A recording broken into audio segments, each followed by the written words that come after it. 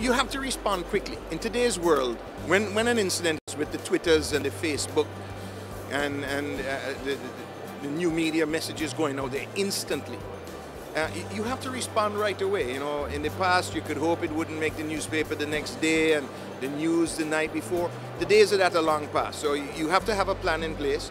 You must respond right away.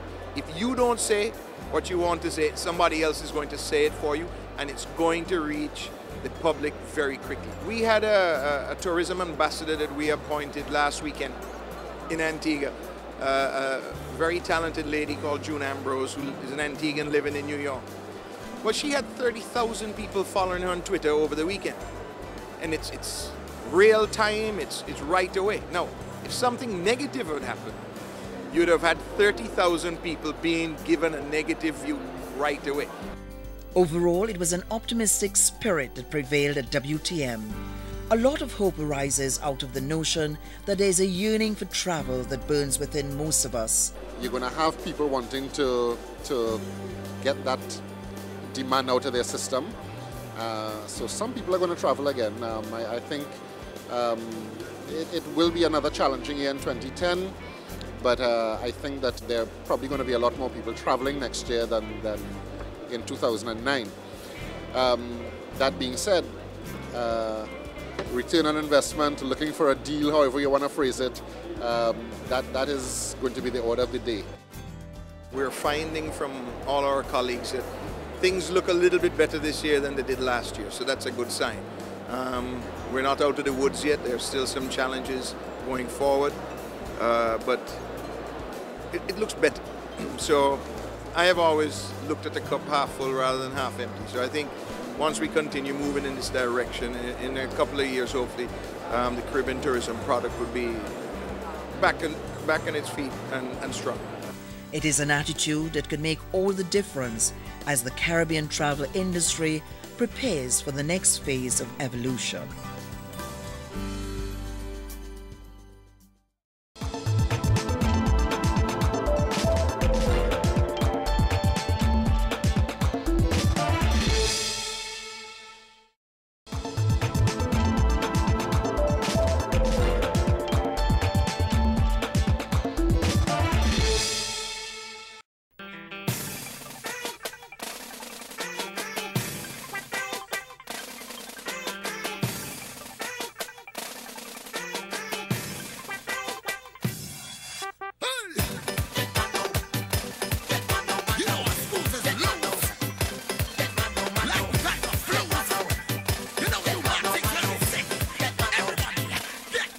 Many kings are crowned during the annual festival in Trinidad and Tobago, but there is only one king of carnival. It is that masquerader who wears the giant imposing costume, towering some 20 to 30 feet in the sky, who successfully commands the grand stage and audience at the Dimanche Gras competition with his sense of color, design, movement, professionalism and confidence. The Eustace family has spent over 40 years blending exotic colors, building stunning costumes that represent all the elements of modern-day carnival in Trinidad and Tobago. They are today the undisputed kingmakers. The Eustace Posse, as we are calling the Savannah now, we aim to produce just top quality mass.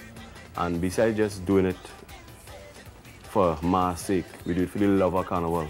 The way that I have it structured in my mind, the King of Carnival show is in 3 sections: preliminaries, semi-finals, finals. Preliminaries, you go there, lackluster. Semi-finals, you try your best to try to fix most of your problems. The March Gras is the night that you have to bring out your bag of tricks, all your marbles. That's when I am most focused. First thing I do in my mind is thank everybody. I have the energy of my whole mass camp in me when I'm ready to hit that stage.